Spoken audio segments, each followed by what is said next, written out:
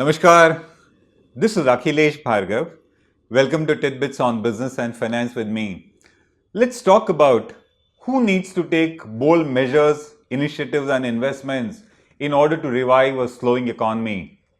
The fact is that the Indian economy continues to witness a prolonged, deep economic slowdown. The Prime Minister has been reassuring the business community from every possible forum, fervently pleading, persuading that they must resume fresh investments into the economy in order to rekindle growth.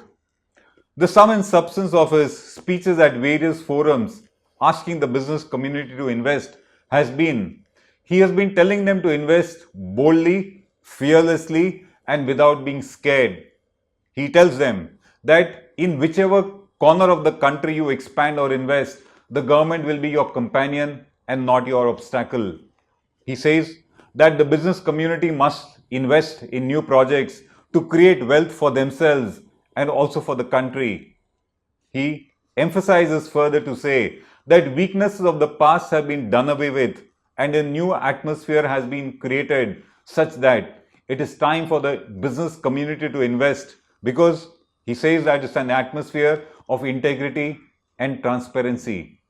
His repeated emphasis in all the forums that he has spoken in the recent past, whether at the Birla celebrations at Thailand or at the HT conclave or at the Kirloskar Brothers centenary, has been asking the businessman to invest boldly, fearlessly and freely. The finance minister has also been joining in this chorus, telling the business community that the government is with them. The fact of the matter is that India needs to resume bold investments, because only when fresh investments come in will the economy's growth be rekindled and revived. Fresh investments mean a lot of bounties for the country in terms of growth, fresh taxes, fresh jobs, revenue for everybody. But the present situation is such that much as the Prime Minister says that businessmen must invest boldly and the government is with them, they are in no position today to be able to take off from there and start investing. To us, they are a scared lot, they are a nervous lot. The very fact that the economy continues to slow down only means things haven't really got better, as the Prime Minister has been saying and promising. The PM says very often things have got better and so they must invest. But if things had got better, then the economic growth or the overall atmosphere would have looked up. That has not happened. The troubles of the common businessman, the small entrepreneur that they face today, they are rooted in the draconian demonetization. That was a point of time when businessmen lost their profits, they lost their businesses, they lost their turnovers. Many of them closed down. A large number downsized themselves. Their turnovers and profits have not been restored even to the pre-demonetization level, despite 3 years having passed. As part of their downsizing, they also had to reduce their overall infrastructure, because of which men lost their jobs. A lot of persons who lost jobs during the demonetization phase are still unemployed. In such a situation, not only did the business capital of the common entrepreneur shrink and get diminished, but even his spending power went down, such that he even downsized his own household spending. And that is today reflected in the overall receding levels of household spending that we see in the country, what we call a demand problem. The woes of the small sector, the common entrepreneur who forms the large majority of India's entrepreneurs, today lie in the fact that because of their reduced capital, because of their lack of confidence in the system, because of the losses that they have incurred, they are unwilling to invest anymore. That's reflected in the languishing investments. And because of their reduced household income, they are not willing to spend, which is reflected in the reducing consumer spending in India. This plea of the Prime Minister to resume fresh investments does not seem to be cutting ice. Forget investing in new projects. The reality is that businesses have been even shrinking and deleveraging themselves. The reality for the businessman is, why should he be investing when the time is such where he does not even find his capital amount, his principal amount to be safe, and he thinks that it can evaporate in some kind of a business calamity or contingency. Forget the hope of earning profits. Today, the common entrepreneur is sitting on a scare of losing his diminishing, vanishing capital for reasons that we mentioned earlier. Thus, when Mr. Modi says, when he asks the common investor, the common entrepreneur to start investing boldly in new projects, the answer of the common entrepreneur, according to us, of course, he's a muted section of society. They don't get to meet the Prime Minister like those big businessmen manage to meet. But his answers to the Prime Minister who seeks that they invest boldly would be something like this. The common entrepreneur would say, how do you expect me to invest when the laws have become so harsh and they are seeded with penalty and prosecution for no reason? For a genuine reason, I might delay my TDS payments for very genuine reasons and I face prosecution. I don't want to invest in business when the laws have become so harsh. Then, if the laws are harsh, they also become complex and too many. The cost of compliance of these laws has gone up.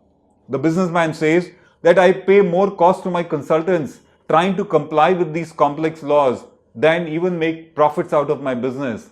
Why should I invest in a business? The judicial uncertainty, the contingencies caused by the judiciary scare me. They scare me because I do not know when, because of some judicial action or inaction, I might just lose my business and capital. If the likes of Vodafone can get finished by a judgment of the Supreme Court, what is my plight? So judicial uncertainty bites. I'm not a willing investor. If I have business, banks are not willing to fund me. I don't get money from the system such that I'm not able to take orders anymore. Policy flip-flops scare me. I don't know when a policy will change such that my entire business paradigm will change and I would be out of business and my capital would be at risk. The common entrepreneur further says that government dues don't come to me. If I do business with the government, I don't know when my dues will come to me. I could be facing a situation like Hindustan Construction Company where the company's dues from the government are far in excess of its bank loans. And because those dues have not come, HCC today has become an NPA account. I cannot afford to do that. So I am not willing to invest my capital where I need to do business with the government. The other reason is, when it comes to recovery of tax dues, the tax departments are there at my door to do coercive recovery. But when refunds are due to me, I do not get them. So if I do a business where refunds are due from the government, I may be a small exporter, I don't get my refunds on time. And in that kind of a situation, how do I really carry on my business? How do I manage my cash flows? For some businessmen, their dues are stuck in large NPA cases. Their response is, why should I do business? Why should I invest boldly when my own monies which are stuck in NPA accounts are not being recovered despite all the promises of the government to resolve these kind of cases? The common response is, corruption and red tapeism have not gone down. They've only gone up, they bite. And I'm no longer willing to face them. They erode my profits, they put my capital to risk. The other is, you may say that ease of doing business has improved considerably, but come and see the ground reality. The ground reality is completely contrary to your claims. Please improve the ease of doing business in India and I might consider to start investing. Till then, bold investments are ruled out. And finally, the common entrepreneur also responds to say that when the government itself doctors statistics of performance, I really do not know what the reality could be. I have no faith in the system and that needs to be sorted out before I start investing and be at the mercy of the system. So when it comes to taking bold initiatives, making bold investments, at the moment when the common entrepreneur is scared and nervous, the ball is in the court of the Prime Minister and his team. It is not in the court of the common entrepreneurs. He is not a willing investor. In fact, his capital has shrunk. His capital has shrunk such that what he now has, he needs to protect it for his own life and for his own retirement perhaps.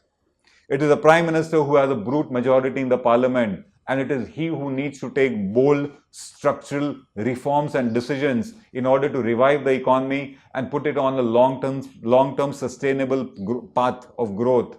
It is certainly not the common entrepreneur who's in any position to take bold investments and to take bold decisions and make fresh investments in the economy. The responsibility to take bold decisions certainly lies in the court of the Prime Minister, and it is time that he acts. This is Akhilesh Bhargava signing off till we meet again. Namaskar.